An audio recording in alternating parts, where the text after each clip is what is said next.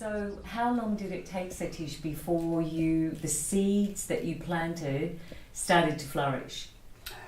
In Schumacher? It was in 1989 that I sowed the seed of the idea of Schumacher College in the hearts and minds of Dartington Hall trustees. One of the trustees was called John Lane, and I was having lunch with him, and this beautiful building called the Old Postern was empty. And he said, we are looking for a tenant, a good tenant.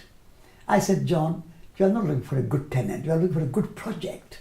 You should have your good project here. What kind of project? I said, educational. Because Dartington Hall is an educational charity. And you should have a cutting edge education where holistic, ecological, spiritual, and masculine, feminine coming together. That kind of education. He says, too idealistic. I said, what is point of doing something realistic? Lots of people are doing realistic. And what have they achieved? Realism has taken us nowhere. Realistic leaders take us to war, to globalization, to domination, to control. All these are so-called realism. Realism had enough chance. There's a time for idealism to do something. And so he took this idea to trustees, and they say it's too idealistic, it's not practical, it won't succeed. Who is going to come to learn about holistic and ecological ideas? It was in 1989 or 90. However, it took at least 2 years to finally get everything together, and we started the college in January 1991. So 2 years, and then the college was established. College was established. And how many did you have in your first courses? Full. Really? Very first course, we started with James Lovelock on Gaia theory. The earth is a living organism, and we had completely full. Course was full and waiting list. And so from that very sort of first course, we have not looked back.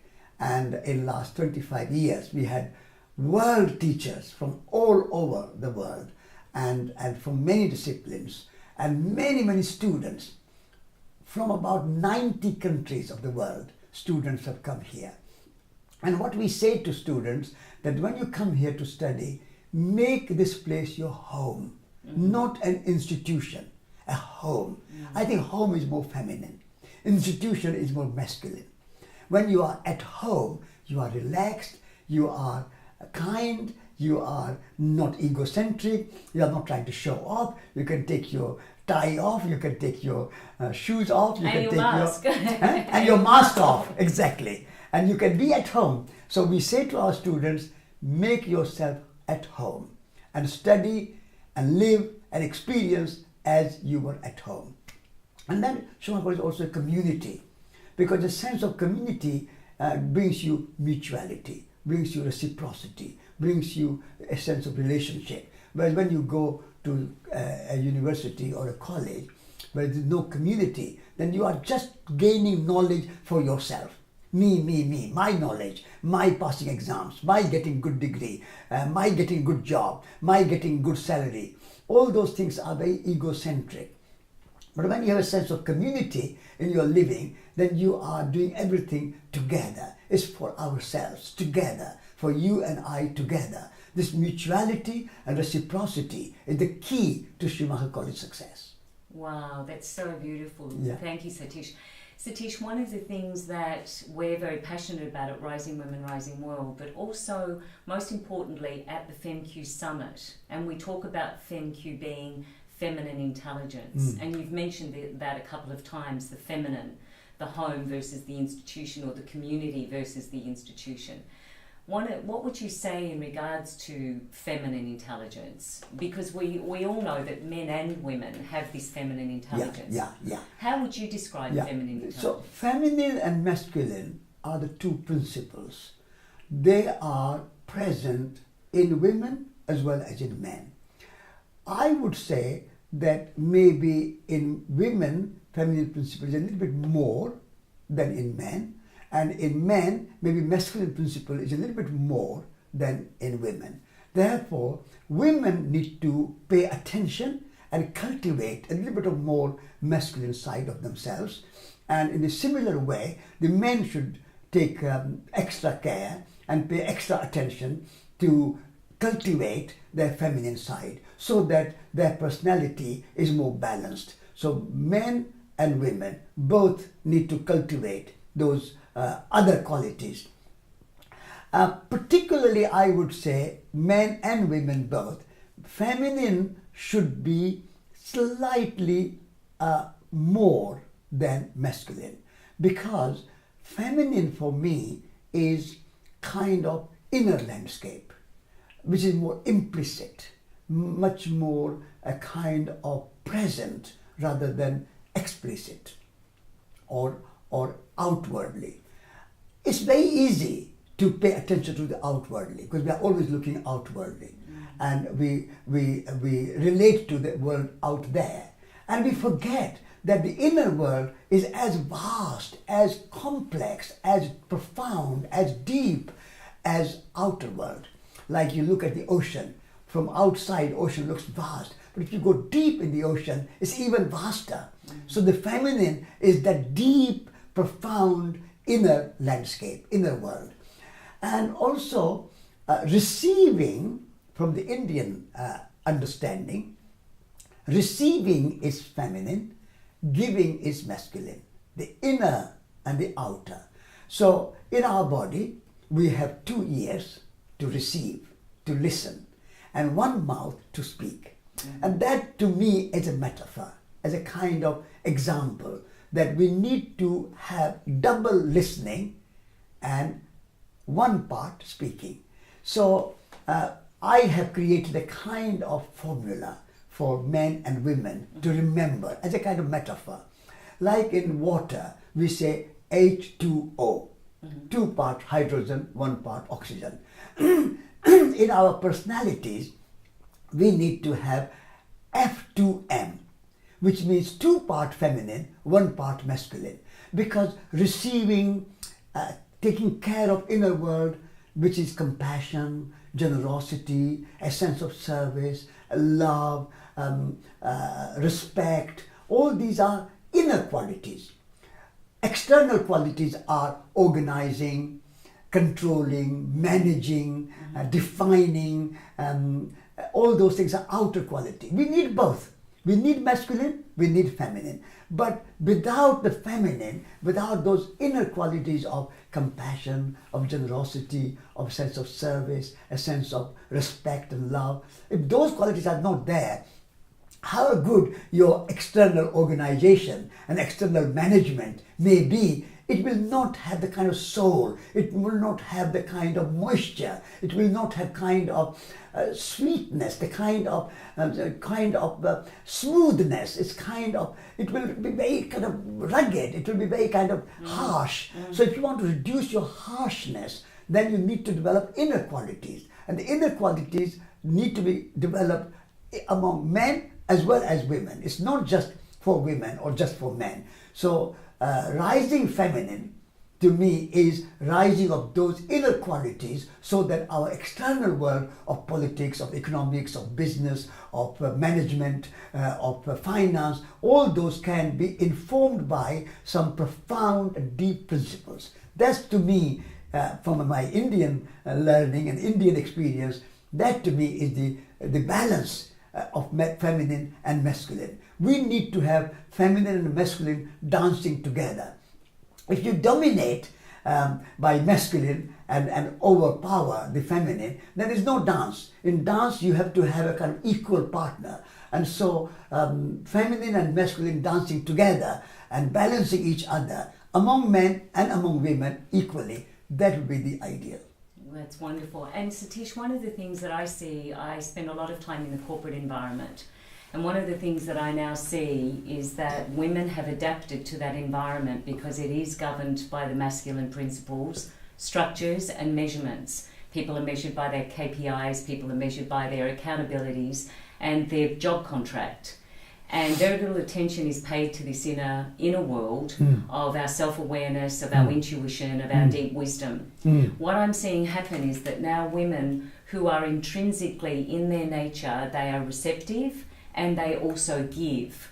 What I'm seeing now is that the giving has exceeded the balancing of their inner work, and as a consequence many women are now leaving the corporate environment where their wisdom is so critical for the decisions that will shape and change and influence a positive change in the corporate. I'm just wondering what do you see is needed to reinstate or to awaken in the corporate environment the critical partnership that's needed for women to participate fully? What do you see? In the corporate environment, women should go not to kind of copy the masculine way of doing business. Women, in my view, need to go in the business world and bring the feminine quality so that intuition is as important as rational argument, because the feelings are the kind of profound place in our life. If we don't have a right feeling, how a good rational decision might be, it will not be a right decision. So I hope that women will go in the corporate world and the business world not to compete with the masculine and just copy the masculine and behave like the masculine, but real feminism and the real feminine principle is to say that we want to be in the business world, but we want to run the business in a more balanced and harmonious way, where the masculine principles do play a part. We will organize things, we will manage something, but we will also have part of wisdom and intuition and a kind of inner values. So unless we do that, then just replacing men with women, but same structure, same kind of exploitation, same hierarchy, same kind of profit and ego, then what is difference between men running a business or women running a business? Yes. So the reason we want women in the business, in politics, in economics, in corporate world is because we want some different values. And those values will be brought by, or can be brought by, women who embrace their femininity and feminine principles and balance it with masculine and work together. That's so great to hear you say that, Satish. And I know that what's critical for this shift is the inner work. And you spoke of this earlier, the inner work that's needed, because it doesn't come necessarily naturally when you're in a forced or structured environment that asks you to behave and think a particular way. So I'm seeing that more and more that inner work that we deeply need, which you have spent your lifetime developing your own capacities and your own virtues and human strengths, to institute or introduce and really to cultivate these in the corporate environment so that people embody these. There are simple ways to do that. For example, corporate businesses are formed as companies. Now, company is a very beautiful word, but we have lost the meaning of the word company. Company word comes from compane, sharing the bread together. Com means together, pane means bread. If a woman or a group of women are running a corporate business, I would say they should institute a kitchen in their business and bring their staff, male and female, all staff together over lunch. And at that time, good, high quality, nutritious, delicious meal shared together. People will be relaxed. Over the meal, they will become friendly to each other. They are not just boss and a kind of subordinate. They are colleagues together, because no business can run only by bosses. No business can run only by the workers. Bosses and workers all work together in a collegiate way. That can be good if that motherhood, that kitchen, that company. So when I go to a business house and speak there, first thing I ask them is, please tell me, are you a company?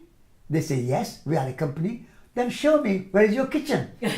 They say, what do you mean? We are not a restaurant, we are a business. I say, but company means sharing bread together. If you don't eat together, how can you be companions? How can you be colleagues? So I would say making business also a bit homely, a bit more human and more humane, where your rational decisions are important. They need to be made, and you need to organize, you need to manage, you need to budget, you need to have your bottom line. All those are fine, but balancing all those bottom line and management structures, you need also caring, sharing, being together, making sure that everybody is happy, and everybody bringing happiness in business is as important as bringing profit in business.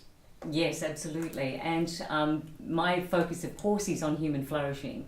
One of the things that I know that Mother Nature knows and exhibits is a no resistance to the seasons. Yeah. And what I see in business, by contrast, is a resistance to the seasons that are cyclic, and we must pay attention to them. Yeah. For example, Mother Nature gracefully lets go in winter, in autumn of the leaves, and then still is flourishing in winter because the seeds are germinating in the earth. But it's a graceful letting go, and the resilience is built out of the grace and the resilience. Yeah. In corporate, by contrast, the corporate just wants continual springs and summers. Yeah. And always growing. And always growing and always expanding. So I don't know that we're ever really going to change that notion of always growing. But what I'm wondering is what we can do to offer the corporates, the companies, the businesses that do want to grow, to be more open to this notion of seasons, that we need a winter in order to have a spring. So now I think business have to be challenged, and this idea of linear growth, they're always growing, economic growth or whatever, getting bigger and bigger and bigger on a linear fashion. I think that is not sustainable ecologically or humanely. Therefore, we need to think of a cycle. When we talk about seasons have a cycle. Exactly. So winter and followed by spring, followed by summer, followed by autumn, and then winter again, and then spring again. So this cyclical way of nature also needs to be in business. And business needs to be not linear growth, but more a cycle of life, cycle of time, cycle of business. And if you go in cyclical way, then economy will be cyclical, not economic growth in a linear way, but cyclical, by which, as in nature, there is no waste, there is no pollution. In your business, there will be no waste and no pollution. Business will be self-sustaining, self-managing, self-correcting, self-healing. And you grow in quality, not in quantity. You grow in giving your customers the better and better service. You make sure that all your staff, all your workers, all your colleagues, all your members of your business, they are all getting happier and joyful. So grow in quality rather than quantity, because quantitative growth can lead you to waste. Because if you have produced more than you can consume, and then you fill your cupboards with clothes and wardrobes with clothes and fridges with your food, and because you have to buy. If you don't buy, then business will go bankrupt or stop. And so this kind of consumerist economic growth and business growth cannot be sustained for a long time. And we need a corporate model of economy and a business model of economy such that economy can last not for 50 years or 100 years or 500 years, but for 5 million years or longer, forever. If you want economy which go forever and ever and ever, then you have to have a recycling and cyclical. So if you finish your oil, then what will happen? If you finish your coal, then what will happen? If you finish all the rainforests are gone, then what will happen? If you fish oceans in such a way that there's so much waste of fishing, what will happen? So we must not bring an end to our natural resources. In fact, we should not consider nature as a resource for the economy. We should consider nature as a source of life. Yes. And life should rule over economy. Economy does not mean finance. Economy does not mean money. Economy does not mean fiscal management. Economy is the management of the ecosphere. An ecosphere is a whole planet. The planet is our home. Ecos, the Greek word, means home. And nomos means management. So economy is the management of planet home, and management should be such that no resources are exhausted and depleted and polluted. So corporate world needs to reevaluate its values and see how they can create economy which is truly economy and not just finance and money and a profit, but economy in its true sense. And then it should work with ecology, because ecology means knowledge of the planet whole. Logos means knowledge. So you need to know how all the species fit together. You need to know how rainforests and oceans and rivers and soil and everything work together, and a climate, how they fit together. If you don't know your home, how are you going to manage it? At the moment, all the economists study economy and not ecology. So ecology and economy studying together means you know what you are managing. Because if you manage something which you don't know, you will make a mess. Yes, absolutely, like we do. And women manage their homes every day, and women manage their children's diets, and the metaphors and the analogies are very correlated. Yeah. Beautiful. So Satish, I'd also like to ask you about the notion of flourishing. Mm. And for me, I've been working in this area of well-being for many, many years, and I've seen especially over the last decade, there's so much science, research, and also our wisdom and intuition that really reminds us and speaks to us of what it takes to flourish. Yeah. And there's many versions of that word now. Yeah. If I look into nature, Mother Nature knows those cycles. Mother Nature flourishes every season. Yeah. And I'd love to hear your perspective on human flourishing and why that's important. Yes. I mean, we talked about economic growth. I would say we have to shift our focus from economic growth to growth in well-being. And when you have a growth in well-being rather than economic growth, you naturally have an outcome as a human flourishing. Human flourishing happens when there's a right relationship among men and women, right relationship among workers and bosses, right relationship between colleagues, and right relationship between humans and nature. And also right relationship with yourself. If you are not happy within, you won't be able to relate to other people happily. And if you are not happily relating to other people, you will not be able to relate to nature happily. So personal, social, and ecological, natural, these three dimensions have to come together in a good harmony in order to have human flourishing. Flourishing of our talent, flourishing of our imagination, flourishing of our relationships with each other and with ourselves. All these are the dimensions where flourishing plays a very important role. When you are able to help someone, you flourish. Mm-hmm. When you are able to love someone, you flourish. When you are able to feed a hungry, you flourish. Because you feel a sense of joy, you sense of fulfillment. Say, I have served, I have been useful to somebody.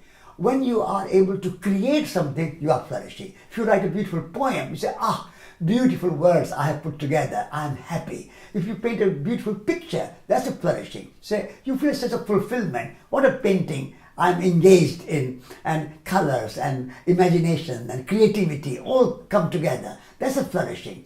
So anything where you are able to either create, like a poem or a painting or architecture or a garden or a beautiful dish of food, something creativity, that brings flourishing. And also serving, caring for others, that brings flourishing. So even if you bring a cup of tea for your guest, or even if you make a meal for your mother or father or your wife or husband, you feel flourishing. Because you and your children, you feel a sense of flourishing when you take care of somebody else. So these are the two aspects. One, being imaginative, creative, and making something imaginative and creative, a work of art. And work of art is not only painting, fine art, or poetry or dance. Work of art is anything you do with imagination and creativity, even a garden. And our bodies can be that. And bodies can be that, exactly. So flourishing at a creative level, personal level, and flourishing in relationship, in helping others. Wonderful. Then you feel a sense of fulfillment and joy and happiness, and then money and other things are sort of icing on the cake. Yes. They add to your happiness, but the real happiness comes with your own imaginative, creative work and you helping somebody else. Thank you, Satish. That reminds me also of Maslow's theory when he said our fullest potential is self-actualization. Yes. When we have our self-awareness and we contribute and know that our value and our purpose is expressed in the world. It's beautiful. Exactly. Thank you. You are welcome.